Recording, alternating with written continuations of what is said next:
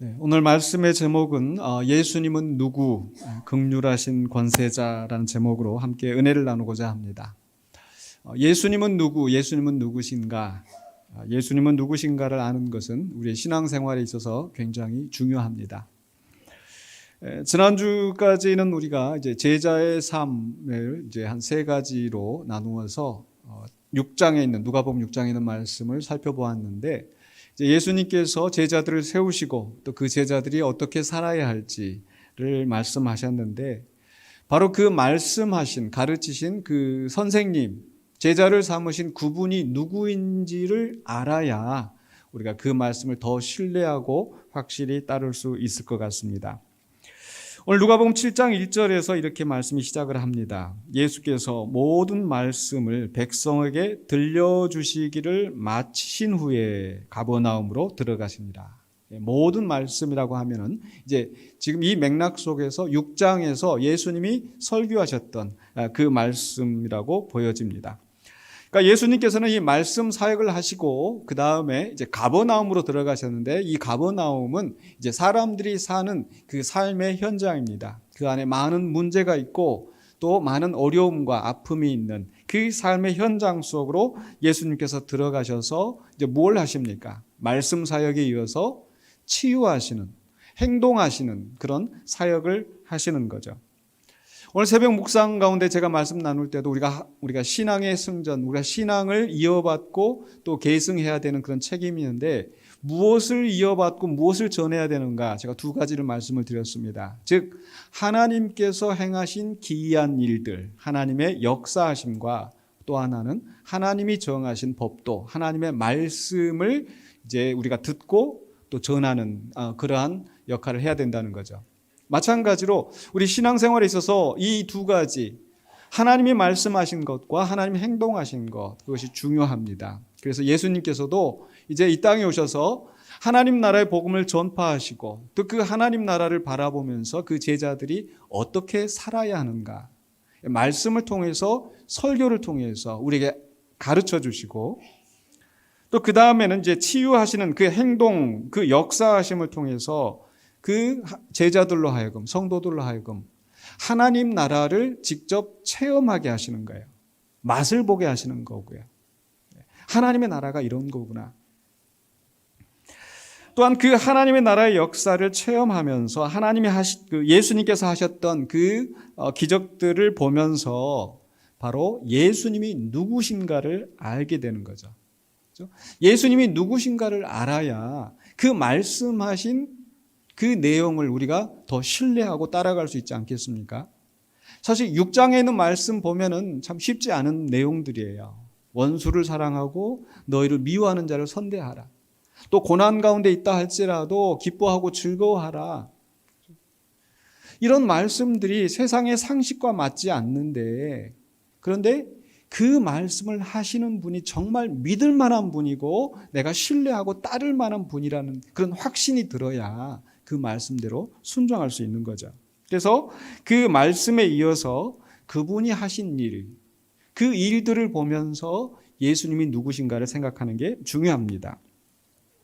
그 예수님이 하신 일은 이제 우리 7장에 나와서 예수님이 하신 일에 초점을 맞추는데, 오늘 이제 1절부터 10절까지 봉독하였습니다만은 이제 17절까지 말씀을 함께 보려고 합니다. 두 가지 이야기가 들어있어요. 먼저 1절로 10절까지에서는 백부장의 종을 치유하시는 내용이 나오고, 11절부터 17절까지는 나인성 과부의 죽은 아들을 살리신 이 두 가지 이야기가 나오는데요. 서로 다른 상황의 이야기지만 또 연결되는 부분이 있기 때문에 우리가 함께 생각해 보기를 원합니다. 먼저 첫 번째로 7장 2절로 10절에서 이제 백부장의 죽어가는 종을 치유하신 예수님의 이야기가 나옵니다. 7장 2절로 3절 보실까요? 어떤 백부장의 사랑하는 종이 병들어 죽게 되었더니 예수의 소문을 듣고 유대인의 장로 몇 사람을 예수께 보내어 오셔서 그 종을 구해 주시기를 청한지라. 그냥 담담하게 있었던 사건을 이야기하고 있는데, 여기에서 그 백부장에 대해서 상당히 많은 이야기를 우리에게 하고 있는데요. 이 백부장이 어떤 사람인가? 첫 번째로는요, 이 백부장의 외적인 조건, 이 백부장은 굉장히 사회적인 지위가 높은 사람입니다. 먼저 이 백부장이라고 하는 것은 문자 그대로 의미는 이 100명을 통솔하는 사람. 즉, 이 당시에, 예수님 당시에 이 이스라엘이 로마의 식민지 아래에 있었는데 그 이스라엘을 지배하는 로마 군대의 장교예요. 고위 관리입니다. 권력이 있는 사람이에요. 또 권력이 있을 뿐만 아니라 그 다음에 이제 4절, 5절에서 보면은 이 사람이 유대인들을 위하여 회당을 지어준 사람이다. 그냥 개인 집 정도가 아니라 여러 사람들이 모일 수 있는 큰, 요즘 말로 하면 교회 하나 이렇게 지어줄 만한 그런 재력이 있는 사람이에요. 부자입니다. 또 그런가 하면은 이제 종을 부리고 있는, 지금 종에 대한 이야기가 나오고 있지 않습니까? 그래서 종을 부리고 있는 그런 사람이에요. 외적으로 전혀 남부러울 곳이 없는 대단한 사람이죠. 그런데 이 대단한 사람이 또 그 내적으로도 굉장히 고매한 인격을 가지고 있습니다. 왜냐하면 이 백부장이 지금 이 기사 속에서 나오는 그 종, 병든 종을 뭐라고 표현하고 있냐면 그 백부장의 사랑하는 종이라고 표현하고 있잖아요. 여러분, 종을 사랑한다. 얼마나 정말 고상한 사람이면 그 종을 사랑한다 이렇게 표현하고 있을까? 이 당시에 이 종, 노예는 그 주인의 재산이나 다름없었습니다. 그저 학대하고 마음대로 부리고 뭐 병들어도 그냥 그렇게 신경 쓰지 않는 그런 분위기였을 텐데 이 사람은 그 종임에도 불구하고 정말 사랑하고 아끼는 그런 사람이었어요. 또 자기 집안의 종만 사랑하는 게 아니라 7장 4절로 5절에 보시면 이렇게 돼 있죠. 이에 그들이 예수께, 지금 유대인의 장로들이 지금 예수님께 말씀하는 거예요. 간절히 구하여 이르되, 그냥 구하는 것도 아니고 간절히 구하는데 이르되 이 일을 하시는 것이 이 사람에게는 합당하니이다. 오셔서 이 종을 고쳐주시는 것이 아주 합당합니다. 당연합니다. 이 사람은 그만한 자격이 있습니다. 왜요? 우리 민족을 사랑하고 또한 우리를 위하여 회당을 지었나이다. 지금 이 지배하는 나라의 그 군인, 그 고위 장교가 그 식민지의 그 민족들을 사랑한다라는 거, 이거 굉장히 쉽지 않잖아요. 우리나라도 예전에 우리가 보통 이제 일제 식민지 때 그 일본에 순사하면은 어떤 그 이미지가 있잖아요. 그런데 지금 그 백부장은 유대인을 사랑하는 사람. 또 심지어 그들을 위하여서 회당을 지어주는 사람. 자기와 종교가 다르고 문화가 다른데 보통의 경우는 식민지에 와서 그들의 종교, 그들의 문화를 다 무시하고 미신처럼 여기고 다 짓밟아 버릴 텐데 오히려 그 사람들이 모일 수 있도록 그들의 종교를 위하여서 회당을 지어주는 굉장한 인격의 소유자인 거죠. 이런 그 유대인들의 장로들이 요청한 말을 듣고 예수님이 찾아오시는데 그 예수님 앞에서도, 예수님에 대하여서도 굉장히 겸손하고 배려 깊은 사람인 것을 알 수가 있습니다. 7장 6절에 보면 이렇게 말씀이 되어 있어요. 예수께서 함께 가실새 이에 그 집이 멀지 아니하여, 거의 지금 집 앞에 온 거예요. 그런데 백부장이 벗들을 보내어 이르되, 아까는 유대인 장로들을 보냈다고 했는데 이번엔 벗들을 보내어서 뭐라고 합니까? 주여 하시지 마옵소서. 내 집에 들어오심을 나는 감당하지 못하겠나이다. 기껏 다 지금 집 앞에까지 다 왔는데 뭐 사람 놀리는 거야 뭐야? 뭐 이렇게 생각할 수도 있겠죠. 근데 그 다음 말씀 계속해서 보면 7장 7절에서 그러므로 내가 주께 나아가기도 감당하지 못할 줄 알았나이다. 지금 말씀드린 것처럼 이 사람은 굉장히 부자예요. 집도 얼마나 의리의리하겠어요. 그런데 우리 집 누추해서 이 집에 못 모시겠어요. 지금 이런 상황이 아니잖아요. 왜 지금 내 집에 우리 주님을 모실 수가 없습니다. 감당할 수가 없습니다. 나도 감당할 수가 없습니다. 나도 직접 마중할 수가 없습니다. 이유가 뭐냐면 이 백부장은 이방인이잖아요. 유대인들은 이방인과 함께 식사하지도 않고 이방인과 접촉하지도 않고 이방인의 집에 들어가지도 않습니다. 왜? 부정하게 될까 봐. 자기들의 그 구약의 전통에 의해서.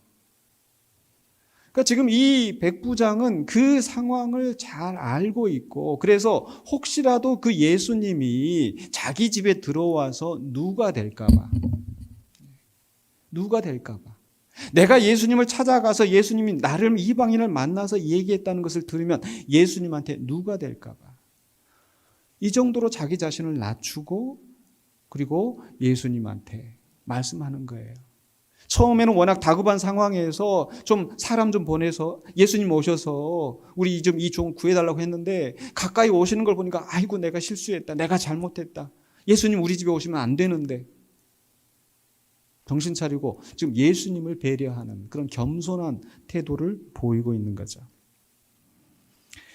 외적으로 지위가 높은 사람이, 모든 조건을 갖춘 사람이 내적으로도 굉장히 고매한 인격을 가진 그런 사람. 그런데 이분에게 더 특출하고 더 뛰어난 것은 바로 그 믿음이에요. 백부장의 영적인 자질, 믿음.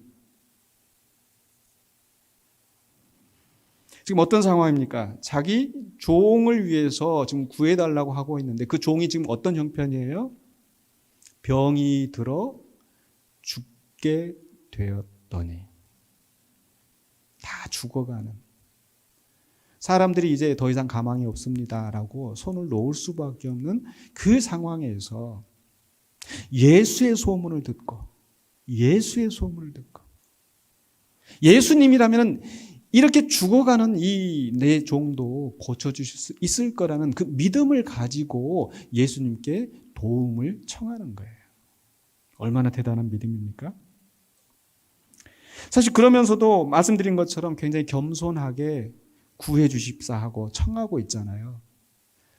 근데 우리가 상식적으로 일반적으로 생각을 해본다면은, 이 권력을 가진 이 로마의 군인이니까 권력을 가진 이 사람이 이 식민지에 뭐 이런 대단한 사람이 있다더라 하더라도 뭐 얼마나 존경하겠어요?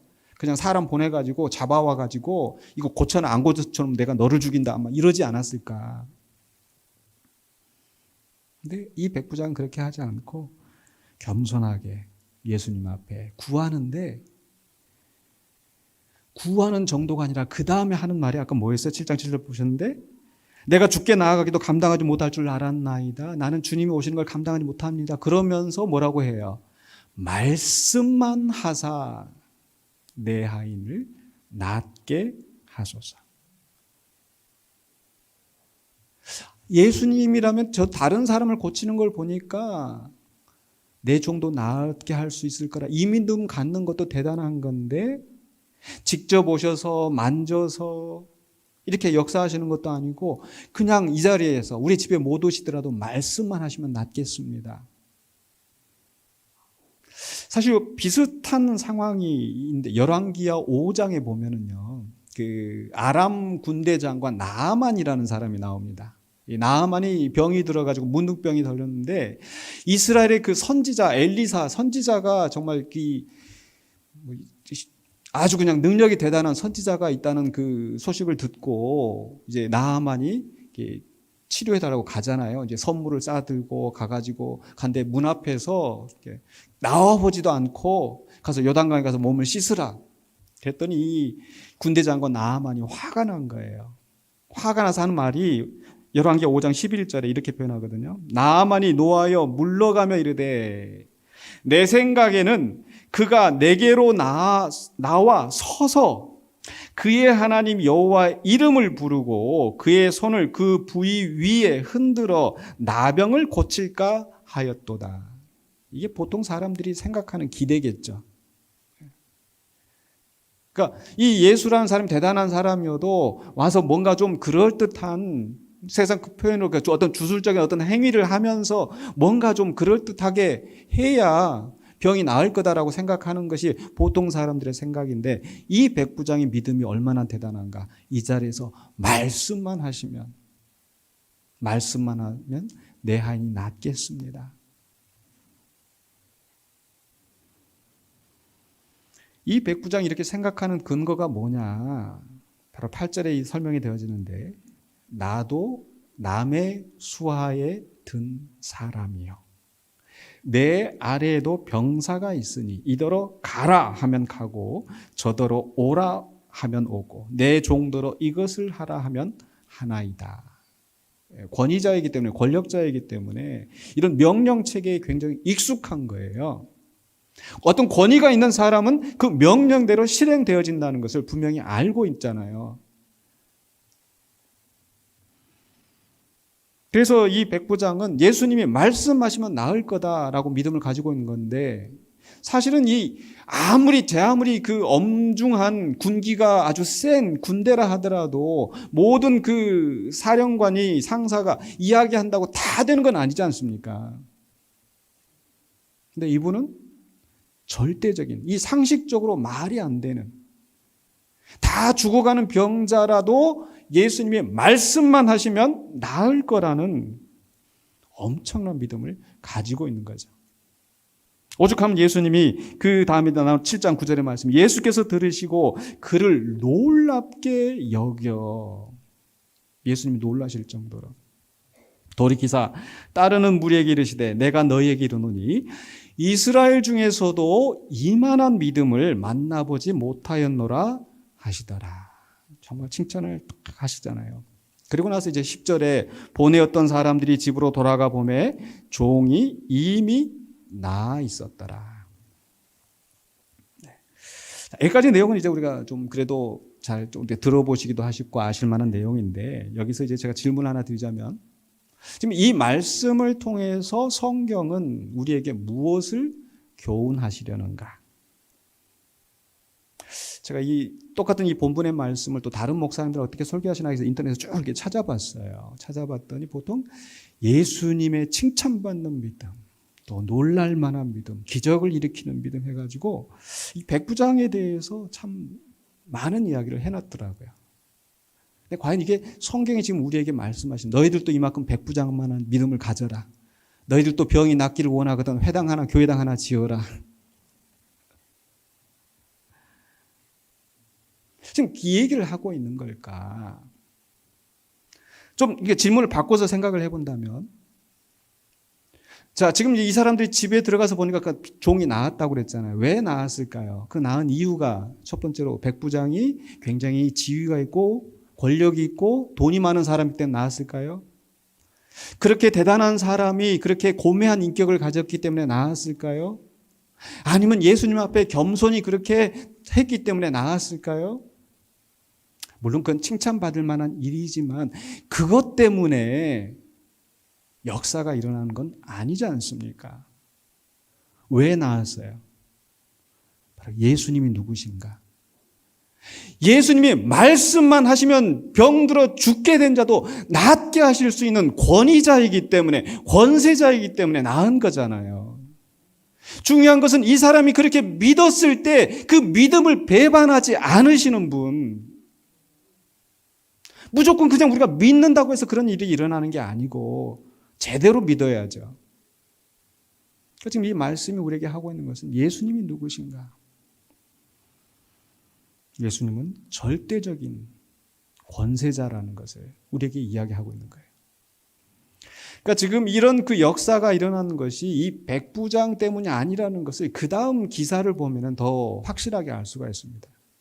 두 번째 나오는 기사가 바로 이제 11절로 17절에 나인성 과부의 죽은 아들을 살리신 예수님, 이 이야기가 나오는데요. 자, 12절에 자, 성문에 가까이 이르실 때에 사람들이 한 죽은 자를 메고 나오니, 지금 앞의 이야기보다 좀 더 심각한 상황이죠. 앞에는 병들어 죽게 되었더니, 병들어 죽게 된 사람을 예수님이 고치실 수 있다면 과연 그럼 죽은 사람은 어떻게 될까? 그런 생각이 들 수 있겠죠. 자, 죽은 자를 메고 나오니 이는 한 어머니의 독자요 그의 어머니는 과부라. 그 성에 많은 사람도 그와 함께 나오거늘. 지금 장례식이 지금 진행되고 있는 상황이잖아요. 자, 그런데 여기서 보니까 이 과부에 대해서는 다른 설명이 없네요.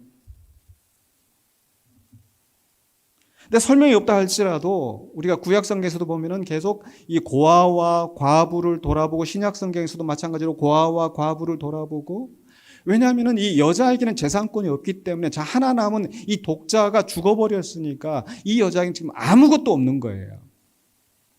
사회적인 약자입니다. 가난합니다. 어떤 지위도 없고 어떤 재력도 없고 의지할 데가 전혀 없는 그런 상황인 거죠. 백부장과 완전히 대조되는 상황이에요. 뿐만 아니라 백부장은 예수의 소문을 듣고 믿음을 가지고 정말 대단한 믿음을 가지고 예수님한테 요청했던, 정말 이스라엘 가운데 이만한 믿음이 없다 할 정도로 대단한 믿음을 가진 사람이었는데 이 과부가 예수님한테 예수님 말씀만 하시면은 이 죽은 자도 살겠습니다. 대단한 믿음을 가지고 예수님한테 요청하는 것도 아니란 말이에요. 어떤 일이 있었습니까? 7장 13절 14절 계속해서 주께서 과부를 보시고 불쌍히 여기사 울지 말라 하시고, 그냥 예수님이 그 처지를 생각하시면서 불쌍히 보신 거예요. 이 과부 입장에서는 이제 사랑하는 아들이 죽는 것도 가슴 아프지만 정말 살기도 막막하고 정말 하늘이 무너진 것 같은 그런 절박한 처지에서 얼마나 슬프게 울었겠습니까? 예수님께서 그 여인을 불쌍히 여기시고 가까이 가셔서 어떻게 하세요? 울지 말라 하시고 관에 손을 대시니. 우리가 레위기의 말씀 계속 살펴보고 있는데요. 레위기 안에서 이 죽은 시체 만지거나 관을 만진 사람은 부정하다. 근데 예수님은 그 부정하다는 걸 개의치 아니하시고 그 관을 만지시고 손을 대시고, 그랬더니 맨 자들이 서는지라. 그 다음에 예수께서 하신 일이 뭡니까? 예수께서 이르시되 청년아 내가 내게 말하노니 일어나라 하시매. 말씀만 하신 거예요. 말씀만. 그렇게 말씀만 하였더니 무슨 일이 일어났어요? 7장 15절에 죽었던 자가 일어나 앉고 말도 하거늘 예수께서 그를 어머니에게 주시니. 그 불쌍한 여인을 위로하시는, 그 불쌍한 여인의 문제를 해결하시는 예수님. 어떻게 해요? 말씀만으로. 그러니까 앞에서 백부장이 가졌던 그 믿음, 말씀만 하면 종이 낫겠나이다. 그것처럼 예수님께서 이 죽은 사람이 뭘 듣겠어요. 그런데 말씀하셨더니 그 말씀의 권능으로 죽은 자가 살아난 겁니다. 바로 예수님의 말씀의 권위는 병든 자를 치유하실 뿐만 아니라, 죽을 병든 자를 치유하실 뿐만 아니라 이미 죽은 사람도 살리실 수 있는 절대적인 권위를 가진, 능력을 가진 말씀이라는 겁니다. 그래서 그 광경을 보고 16절에 모든 사람이 두려워하며 하나님께 영광을 돌려 이르되 큰 선지자가 우리 가운데 일어나셨다 하고 또 하나님께서 자기 백성을 돌보셨다 하더라. 아멘. 아멘 하는 건 우리가 그렇습니다, 진실합니다 그러잖아요. 근데 사실 이 사람의 말들을 보면 제가 보니까 반은 맞고 반은 틀린 것 같아요. 뭐가 틀렸을까? 큰 선지자가 우리 가운데 일어나셨다. 예수님 여러분 큰 선지자입니까? 아니죠. 예수님은 큰 선지자 이상인 거예요. 바로 마태복음 16장에서도 예수님께서 큰 이적들을 행하시고 많은 일들을 보여주시고 많은 교훈을 하셨을 때 예수님께서 제자들에게 묻잖아요. 사람들이 나를 누구라 하느냐. 어떤 사람은 세례 요한이라 하고 어떤 사람은 선지자가 살아났다 하고. 근데 그게 정답이 아닌 거예요. 예수님은 그냥 선지자가 아니라 누구십니까? 주는 그리스도시요 살아계신 하나님의 아들이십니다. 이게 정답이에요. 근데 이 이스라엘 사람들은 하나님의 아들이 있을 거라고 상상도 못하고, 하나님이 육신이 되어 우리 가운데 오셨다라는 거 생각할 수도 없는 사람들이기 때문에 그나마 그 사람들이 생각할 수 있는 최고의 생각이 큰 선지자가 우리 가운데 일어나셨다. 근데 이게 요즘에도 그런 사람들이 있어요. 이 시대에도, 아니 인류의 역사에 있어서 이 대표적인 경우가 이슬람. 이슬람이 믿는 알라와 우리가 믿는 하나님이 같다고 하는데 결정적으로 달라지는 것은 이 사람들은 예수는 그냥 선지자다. 마음의 또 선지자이고 그들은 오직 유일하신 알라만이 유일한 신이고 마호메트가 더 위대한 선지자다 예수보다. 그게 우리랑 다른 거예요. 여호와의 증인, 우리랑 똑같은 여호와를 믿는다고 하는데 그들은 예수도 여호와의 증인이다. 하나님이 아니시다. 그게 우리랑 다른 거예요. 우리는 주는 그리스도시요 살아계신 하나님의 아들이라고 믿는 겁니다. 근데 반은 틀렸다고 했는데 반은 맞았다고 그랬어요. 그 맞는 반이 뭐냐? 바로 하나님께서 자기 백성을 돌보셨다 하더라. 이 예수님이 하신 이 일은 하나님께서 친히 그 백성을 돌보신 일이시다. 하나님이 세상을 이처럼 사랑하사 그 아들을 주셔서 그 사망 가운데 질병으로 인하여서 여러 가지 악한 일들 가운데서 고통받고 있는 이 하나님의 백성들을 불쌍히 여기시고 그래서 그 하나님의 심정으로 우리 예수님이 그 과부를 돌아보시면서 불쌍히 여기시고 그를 치유하신 줄, 그 죽은 아들을 살리신 줄로 믿습니다. 그러니까 우리 예수님은 바로 하나님과 동등하신 그런 권세자이시고 그래서 하나님께서 말씀으로 세상을 창조하셨던 것처럼 우리 예수님은 말씀으로도 죽은 자를 살리실 수 있는 분인데 그렇다고 예수님이 그래 나는 말 한마디로 모든 걸 다 할 수 있으니까 그래 뭐 한번 해주지 뭐 이렇게 선심 쓰면서 하신 게 아니란 말이에요. 불쌍히 여기사. 그래서 하나님의 긍휼하심으로 이 땅에 오셔서 그 하나님의 심정을 가지고 우리의 아픔을 불쌍히 여기시고 우리의 문제를 해결하시는 분이시라는 겁니다.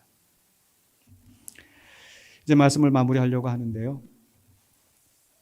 오늘 우리가 이 두 가지 기사를 통해서 성경이 우리에게 말씀하고자 하는 것은 예수님이 누구신가? 예수님이 누구신가? 바로 예수님은 절대적인 권세자예요. 말씀만으로 병들어 죽게 된 자를, 이미 죽은 자를 치유하시고 살리실 수 있는 절대적인 권위자라는 것. 그래서 이 세상에 어떤 권세를 가진 사람도 그 앞에서 도도하게 할 수가 없고 겸손하게 탄원해야 하는 그런 분이시라는 거죠. 어떤 사람은 기도하면서 하나님 이거 문제 해결 안 해주면은 하나님 손해지 뭐. 하나님 이거 사업도 내가 잘 돼야 내가 하나님한테 헌금도 하고 교회도 잘 되고 선교도 하는데 하나님 이거 안 해주시면 하나님 손해지 뭐. 그거 아니잖아요. 그 어떤 내가 별로 안 하고 싶네. 갑자기 이 사람 생각이 나는지. 자기는 하나님하고 친하다. 그래서 하나님 뭐 죽어 뭐 어떻게 뭐 내 말 안 들으면 죽어 뭐.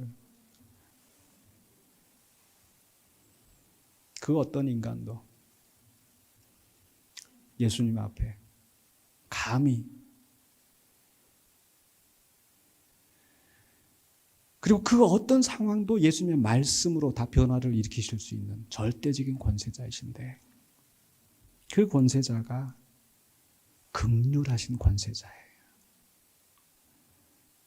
그래서 아주 인격이 고매하고 아주 대단한 성과를 이룬 어떤 그런 사람들만 문제를 해결해 주시는 것이 아니라 그저 아무것도 아닌 무지렁이 같은 나와 같은 사람도 내가 고통당하는 그걸 아프게 여기시고 불쌍히 여기시고 다가오셔서 문제를 해결하시는 긍휼하신 권세자인 줄로 믿습니다. 그리고 그분은 하나님의 대리자로서 바로 하나님의 돌보심을 이 땅에 이루시는 분이라는 것. 그래서 예수 그리스도가 오신 것은 바로 하나님의 돌보심이 시작되어지는 새로운 구원의 역사가 시작되는 것을 알리시는 거예요. 그 나라가 이미 우리 가운데 이루어진 줄로 믿습니다. 그래서 그분의 사역을 통해서 우리의 죽음의 문제가 해결되어지고 우리 질병의 문제가 해결되어지고 물론 당장 눈앞에서 모든 문제가 다 해결된 건 아니지만은 주님의 나라가 이 땅에 완전히 이루어질 때 그 모든 문제가 해결될 줄로 믿습니다. 그렇기 때문에 그 긍휼하신 권세자 앞에 지금 우리가 당하는 어떤 아픔과 어려움이 있다 할지라도 겸손하게 구하며 그분의 은혜를 누리시는 저와 여러분이 되시길 주 이름으로 간절히 축원합니다. 기도하겠습니다. 거룩하신 아버지 하나님 은혜를 감사합니다. 우리를 불쌍히 여기시고 우리를 구원하시려고 하나님께서 그 아들을 친히 이 땅에 보내시고 그 아들은 우리와 같은 육신으로 우리의 배고픔, 우리의 목마름, 우리의 시험 들어서 고통당하는 이 모든 아픔들을 병들어 죽게 되는 그 고통을 주님께서 친히 체휼하시고 우리를 불쌍히 여기시고 우리를 구원하시는 예수님의 은혜를 생각합니다. 우리가 그 은혜 앞에 겸손히 나아가 그 은혜를 구하는 자가 되게 하여 주시고 그 은혜를 누림으로 말미암아 하나님의 나라를 맛보고 이 땅에 하나님 나라의 역사를 위해서 수고하며 함께 충성하는 우리 모두가 되게 하여 주시옵소서. 예수 그리스도 이름으로 기도하옵나이다. 아멘.